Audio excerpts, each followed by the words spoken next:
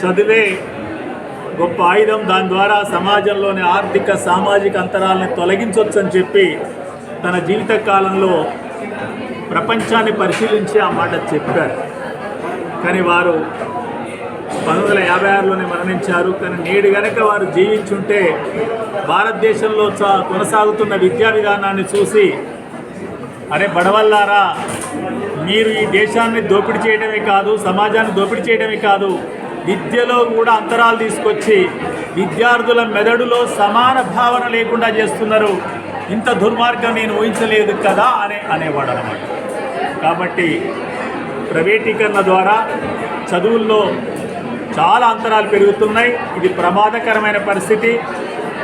కేంద్ర ప్రభుత్వం కానీ రాష్ట్ర ప్రభుత్వం కానీ చదువుల్లో అంతరాలు తొలగించాలి అంటే అది ప్రభుత్వ విద్యారంగం మాత్రమే దాన్ని తొలగించగలుగుతుంది. అందుకొరకు పనిచేయాల్సిన అవసరం ఉంది. అందుకే చెప్తున్నాం, 2020 విద్యా విధానాన్ని రద్దు చేయండి. భారత రాజ్యాంగ విలువలకు అనుగుణంగా విద్యా విధానాన్ని తయారు చేయండి.